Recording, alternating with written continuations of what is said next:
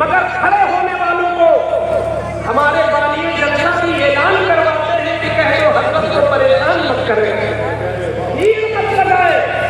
میں کہتا ہوں یہ تو حضرت کی کثرت مصروفیت اور سفر کی کثرت ہے کہ ہم انہیں بھیڑ سے بچاتے ہیں، مگر کتنے کھڑے ہیں؟ میں ان سے پوچھنا چاہتا ہوں، کبھی تم نے ماں کے دروازے پہ کھڑے ہو کر کے ماں کی بیداری کا انتظار کیا کہ نہیں؟ ماں اٹھ جائے تو استنجا کے لیے پانی دے دوں اور وضو کے لیے لوٹا دے دوں، تاکہ وضو کرانا ماں کو جس طرح پیر کو وضو کرانا، استاد کو وضو کرانا چچا پہلے جائے گا تو ماں کو وضو کرانا بھی تمہیں جنت دے گا۔ ماں سے رکشے کو نہیں چلتے وہ حضور خالص صدیہ کی بتا نہیں رہے ہیں، لیکن اب کہہ رہے ہیں بولنا تو یہ ہوا ان کو اندر بلاؤ، لیکن ملاقات نہیں ہوگی اندر۔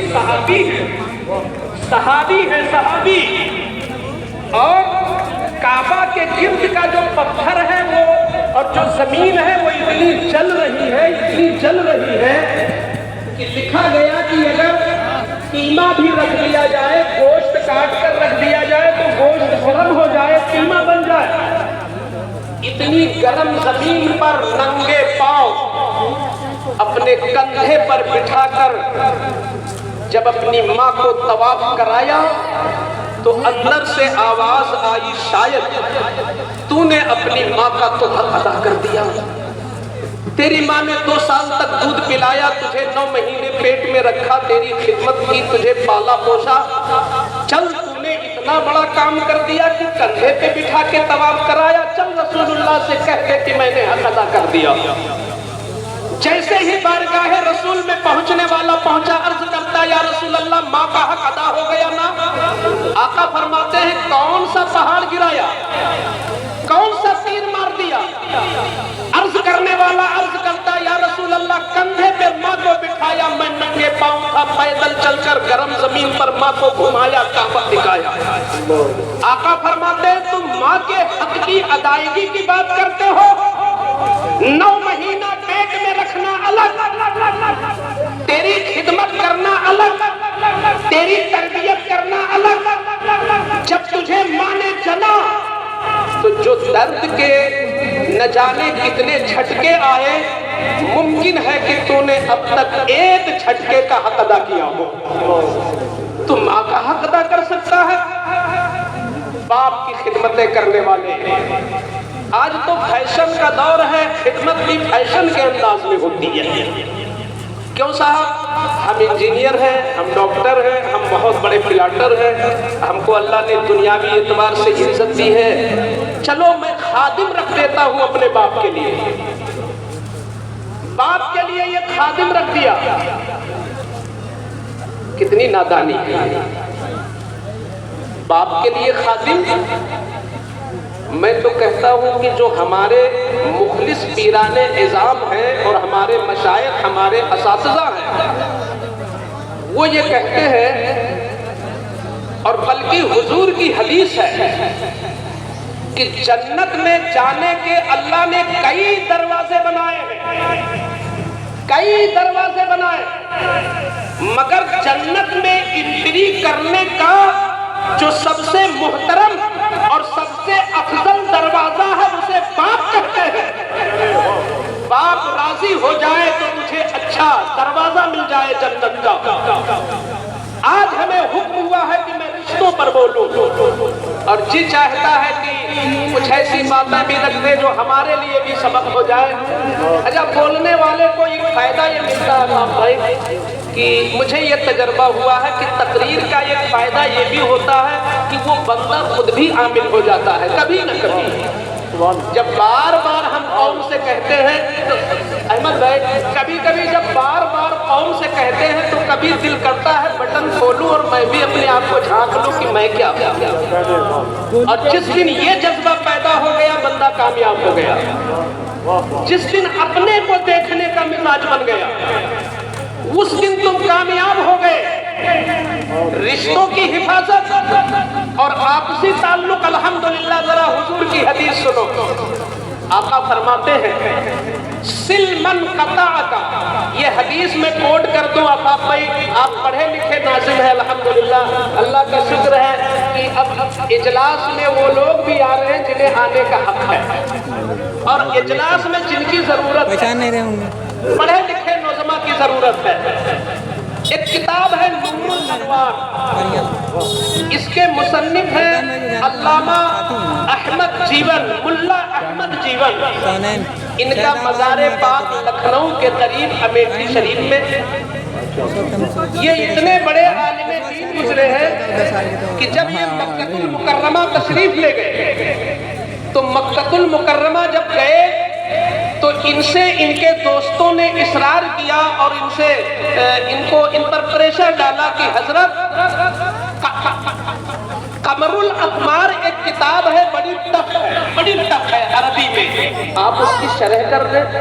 تو حضرت نے کہا میں تو بہت مصروف ہوں, مگر دوستوں نے کہا نہیں, وہاں کے اماموں نے کہا, مؤذنوں نے کہا, خطیبوں نے کہا نہیں حضرت لکھنا پڑے گا. تو سنیں, نہ لائبریری گئے اور نہ کسی اور کتاب کا مطالعہ کیا,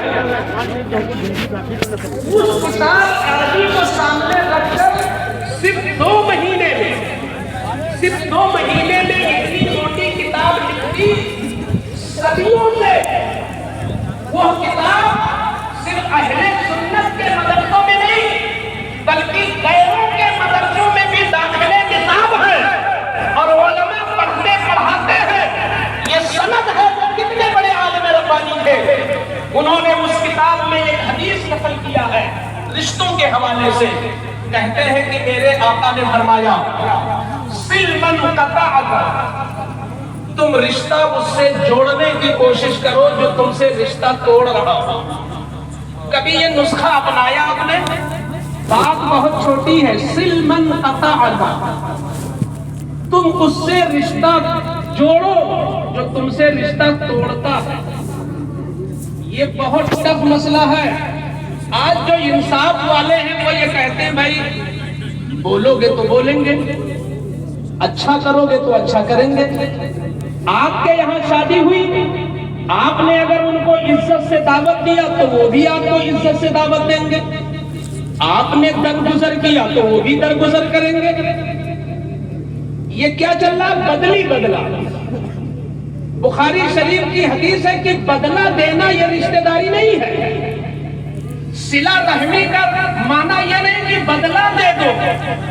اگر ہماری تقریر میں آپ نے نعرہ لگایا تو آپ پڑھیں تو ہم بھی نعرہ لگا دیں, یہ بدلہ ہے. یہ بدلہ ہے, یہ بھی جائز یہ بھی ہے. ہل جزاء الاحسان الا الاحسان, احسان کا بدلہ احسان ہوتا ہے. مگر صلہ رحمی یہ نہیں ہے. صلہ رحمی بہت گردے کی بات ہے. صلہ رحمی یہ ہے کہ کوئی میری تقریر فیل کرنے کی کوشش کرے اور میں اسے کامیاب کرنے کی کوشش کروں. حضور فرماتے ہیں جو توڑے اسے جوڑو, جو تمہیں توڑنے کی کوشش کرے تم اسے جوڑنے کی کوشش کرو. قسم خدا کی اس پوری دنیا کے اندر آج تک کسی مذہب میں اتنا حسین پیغام دیا ہی نہیں گیا جو پیغام محمد رسول اللہ نے دیا. آپ ذرا دیکھو تو جو توڑے اسے جوڑو. اگر اس پر عمل کر لے گھر والے تو کوئی کسی سے دشمنی نہیں رہ جائے گی, کسی سے دشمنی نہیں رہ جائے گی. جو تمہیں توڑے تم اسے جوڑو. میں مثال ایک دے دوں, اگر کسی نے اپنے یہاں کوئی تقریب کیا, کوئی پروگرام کیا, آپ اس کے بڑے قریبی تھے مگر اس نے آپ کو نظر انداز کر دیا, نہیں پوچھا آپ کو, تو اب اسلام یہ نہیں کہتا کہ تم بھی انتظار کرو وقت کا کہ جب وقت آئے گا تو میں بھی سکھا دوں گا سبق. یہ اسلام نہیں ہے. اسلام یہ ہے کہ اب جب تمہارے یہاں کوئی تقریب ہو تو جس نے تم کو نظر انداز کیا تھا اسی کو تم سردار بنا کے بیٹھا دو. اس کو سب سے پہلے دعوت دو, اس کو سب سے عزت والی جگہ دے دو. وہ ایسا شرف سے پانی پانی ہو جائے گا کہ ہمیشہ کے لیے تم سے جڑ جائے گا اور کبھی بھی تم سے الگ نہیں ہوگا. یہ حضور نے نسخہ دیا. جو تمہیں توڑے اسے تم جوڑنے کی کوشش کرو. ارے یہی تو کام تھا. اچھا غریب نواز کے اتنے نعرے لگتے. غریب نواز کے دربار میں جب آنے والا آیا تھا تو کیا کہا تھا میرے غریب نواز نے؟ وہ مناظرہ کرنے آیا تھا کہ میں غریب نواز سے مناظرہ کروں گا رام دیو اور ان کو میں شکست دوں گا تاکہ پورے اجمیر میں ان کی مذمت ہو جائے اور یہ نکلنے پہ مجبور ہو جائے. تو میرے غریب نواز نے اس کا چہرہ دیکھا کہ تو مجھے ذلیل کرنے آیا ہے, میں تو تیری پیشانی پہ جنت دیکھ رہا ہوں.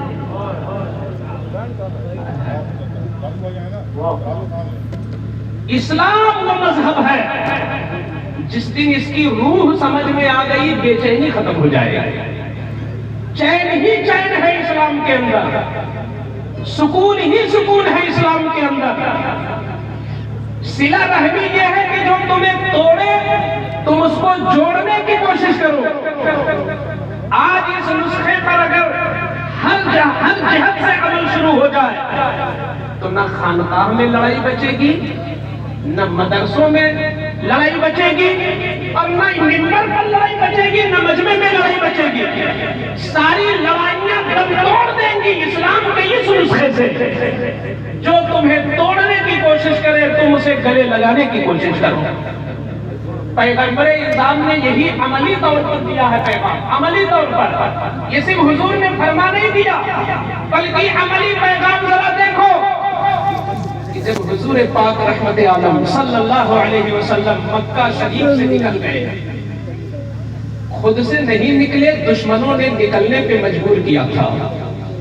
دشمنوں نے نکلنے پہ مجبور کیا. جبکہ شہر مکہ سے حضور جب نکل رہے تو مڑ کر کے شہر مکہ کو بڑی حسرت کے ساتھ دیکھ رہے, اے مکہ تجھ سے بڑی محبت ہے مگر کیا کروں دشمن نکلنے پہ مجبور کر رہے. میرے آقا 7 سال کے بعد